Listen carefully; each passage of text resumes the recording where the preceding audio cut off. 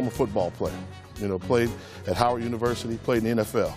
Who would have thought I'll be one of 141 people representing you all in the state of Maryland? There's no perfect path to becoming a state legislator, but it all starts with passion. While there may be no perfect path to becoming a legislator, one of the best has to be working alongside members of the Maryland General Assembly as a student page. This year, 106 students from across Maryland, including 10 from Prince George's County, are donning the page's signature gray blazers, perfecting their coffee making, running errands, and winning friends in the State House's hallowed halls, all the while getting a civics lesson like none other. I'm having a great time, just meeting new people, seeing like all the stuff that goes on. We saw the governor's State of the State speech. You really don't know unless you come down here. Like, I didn't know you could come and sit up at the top. It was open to the public. I didn't never know that. Well, they help out a lot. I mean, they distribute the bills to the members and, of course, amendments and all that type of thing. And, you know, and of course, help with, you know, general straighten up the chamber and everything like that. They're getting a great lesson in democracy here. I mean, and unfortunately, I didn't get it till I was almost 40 years old. But to see how the committee system works, how floor debates really work, is really fascinating. And, of course, they're great kids. They're the best of the best. Does this feel right to you? Yes, it does. I see a lot of parallels in the local government, the city government, and in the state government. It's really interesting to see the process of the bills and the referrals and the committees, and it's just really exciting to be here. These students are selected by the educators, not politicians. The educators send them down here. They live down here, they work here, and they see the governmental process. They see the good, the bad, and the ugly. They come here open-eyed, and they leave happy, I believe. They leave, they've learned. It's part of their growing up process. That growing up includes reaching out to the delegates and the other pages.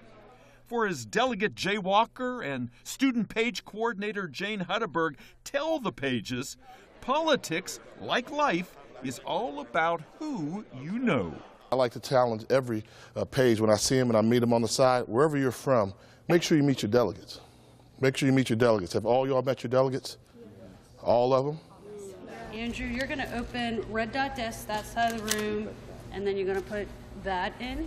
One of my favorite things about the PAGE program is that students from all over the state come in, and they're meeting students who have this similar interest. And in some schools, there might be only one or two students who watch C-SPAN and CNN, and they come here, and I've had students say, I've never met another student who was into politics as much as I am. Indeed, politics is on the minds of many of the pages, some of whom, like Roosevelt's Katia Cavagelli, already serves on Greenbelt's City Youth Advisory Council, works with her delegate, and dreams of doing more.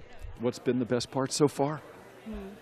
I would say meeting with delegates and just really getting that connection and seeing them in their environment. I know they visit their constituents in our environment, and I know Delegate Washington goes to Eleanor Roosevelt's graduation every year, but it's just exciting to see them and surprise them when they're here instead of the other way around. You're so well spoken. You could be a politician yourself. Have you thought about that? Sort of. I'm kind of steering in that direction, but I'm just figuring it out. It's a little nerve-wracking, but it's super exciting. I think that having her here, she lives in Greenbelt, she goes to Roosevelt High School. I'm looking forward to working with Katia and at SGA there. We actually met just about pieces of legislation, things that they care about in Greenbelt, things that they care about at Eleanor Roosevelt. And we came up with some really good ideas. For those pages still on the fence about politics as a career choice, the majesty of the legislative chambers with their larger-than-life personalities and imposing portraits can be very persuasive. For Charles Davis IV, who already has ideas about starting citizenship lessons at a younger age, Delegate Davis might not be that far-fetched. Is there anything out there that you see that needs to be corrected that you think, boy, I wish I could make a difference in life and change that? Getting the younger kids more involved, because I feel like younger kids should be able to see this more so the older ones, because when you're older, you kind of know what you want to do. Like if this was open to like ninth grades, maybe even 8th graders, 9th graders, just so they can see, like, get a better understanding of, like, how laws and stuff are passed. I can see myself in politics. That's got to make Delegate Walker feel mighty good, since he says the pages bring him and his colleagues far more than coffee. They bring inspiration. They remind us what we're fighting for. I mean, they really do. When you sit there, and there'll be issues where we'll have an education bill where I'll pull a page over and talk to them and say, do you know this is taking place, or how do you feel about this? So they're a natural resource that we can utilize, but also they do remind you. I mean, you see it, and some of them are quiet, and then when you talk to them, and then by the 5th day, then they're working on their people skills, and they're willing to say, hey, how you doing, Delegate Walker? It was good to see you. And so they make an impact on us, and we also try to make an impact with them. This is Dave Zarin reporting.